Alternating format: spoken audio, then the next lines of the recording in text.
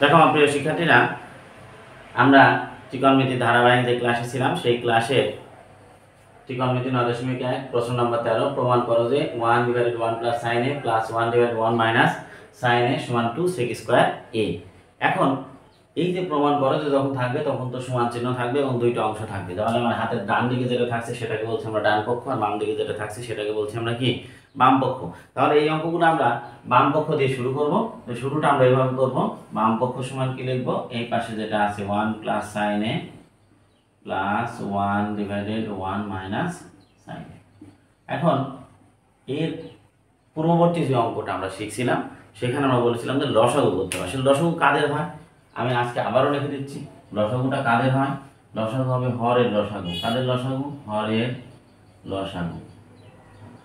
আর লসাগুকে কি দিয়ে ভাগ করতে হয়? হর দ্বারা। আর গুণ করতে হবে ভাগফলটা কার সঙ্গে? লবের সঙ্গে।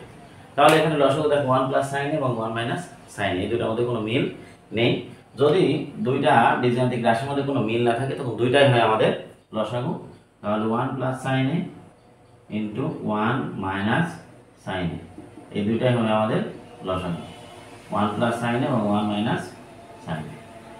তাহলে ঠিক আগের মতোই লসাগুকে আমরা কি দিয়ে ভাগ করব? হর দিয়ে ভাগ করব। তাহলে লসাগু আমাদের এইটা, এটাকে আমরা কি দিয়ে ভাগ করব? এটা দিয়ে ভাগ করব 1 + sin a। তাহলে যদি লসাগুকে আমরা এটা দিয়ে ভাগ করি তাহলে কি থাকছে একবার দেখে নিই আমরা। লসাগুটা লিখি 1 + sin a * 1 - sin a divided কোনটা দিয়ে ভাগ করব আমরা? হর দিয়ে। কোন হর? প্রথম ভগ্নাংশের যে হর আছে সেটা। প্রথম ভগ্নাংশের হর আছে 1 + sin a। তাহলে আমরা এটা ভাগ করব 1 + sin a দ্বারা। 1 + sin a। এখন দেখো, যখন আমরা এরকম ভাগ চিহ্ন থাকে, উপরে দুইটা গুণনীয়ক আছে, নিচে একটি আছে, সেই ক্ষেত্রে আমরা এই মিল যেগুলো আছে সেগুলো আমরা কেটে দিতে পারি। তাহলে কি থাকবে? থাকবে আমাদের 1 - sin a। এইটা হলো আমাদের ভাগফল। কার ভাগফল? ভাগফলটা হলো আমাদের এই যে লসাগু এবং এই হরের ভাগফল 1 - sin a। এটা কার সঙ্গে গুণ হবে?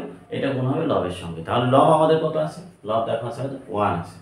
তাহলে 1 × 1 - কি sin 1 - sin a।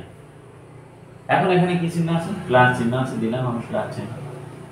এরপর ঠিক একই রকম ভাবে এটা লসাগু ভাগ করবো আমরা এই হর দ্বারা। তাহলে এবার কি 1 - sin a। তাহলে এখানে ধরো 1 + sin a sin a কি বাদ গিয়েছিল, ঠিক একই রকম ভাবে এখানে বাদ যাবে কি 1 - sin a। তাহলে 1 - sin a R 1 - sin a যদি বাদ গিয়ে থাকে তাহলে কি থাকবে? 1 + sin a।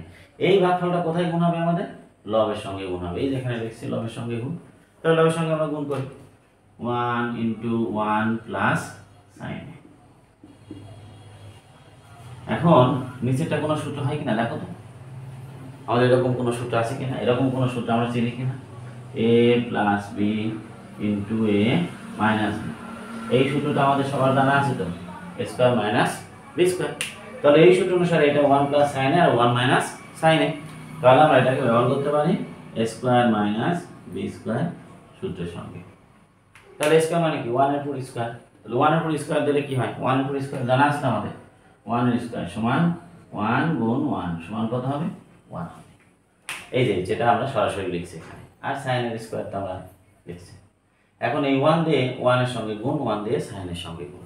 তাহলে 1 দিয়ে কোনো কিছুকে গুণ করলে তার তো মানের কোনো পরিবর্তন হয় না। তাহলে এখানে কি হবে? 1 - sin a plus 1 + sin a, 1 +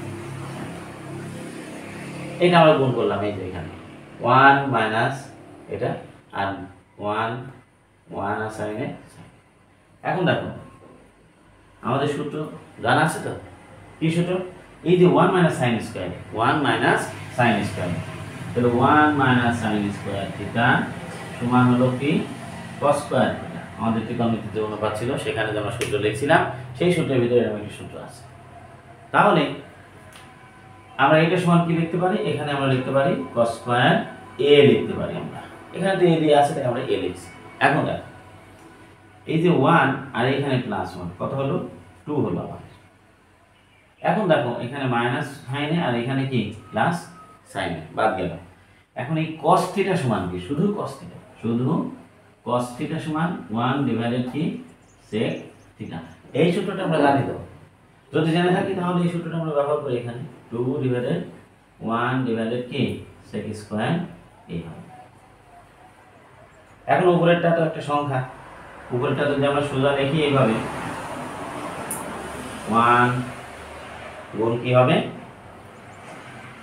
এই যে নিচের যে অংশটা আছে এটা কি হবে, উল্টে যাবে। তাহলে উল্টে গেলে এখানে কি হবে, sec স্কয়ার ডিভাইডেড 1 হবে। অর্থাৎ এই যে 2 লিখছি, এই ভাগ চিহ্নের পরিবর্তে আমরা 2 চিহ্ন দিয়েছি এবং নিচে যেটা আছে সেটা উল্টে যাবে। তাহলে sec স্কয়ার এর উপরে যাবে আর 1টা নিচে। এরপরে কি হবে, এই 2টা sec স্কয়ারের সঙ্গে গুণ হবে, আর নিচে তো 1 এমনি থাকে যে কোনো সংখ্যাতে। এখানে কি লিখতে পারি, 2 sec স্কয়ার a লিখতে পারি। এখন দেখো আমাদের ডান পাশে কি আছে, 2 sec স্কয়ার, 2 sec স্কয়ার। তাহলে দেখো আমাদের যে ফলাফল সেই ফলাফল এবং এটা একই রকম হয়ে গিয়েছে। তাহলে তো মিলছে না, মিলে না? হ্যাঁ, আমাদের মিলে গিয়েছে। যদি মিলে থাকে তাহলে আমরা এই নিচের অংশে লিখবো এবার, কিন্তু আমার নিচ দিকে তো জায়গা নেই, আমি এই পাশে লিখবো, তোমরা অবশ্যই এটা নিচে লিখবে।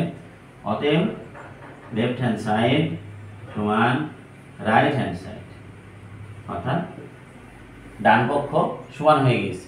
কার সমান হয়েছে, বাম পক্ষের সমান। তাহলে আমরা এখন লিখতে পারি এখানে কি, প্রমাণিত, PROVED, প্রুভড মানে প্রমাণিত।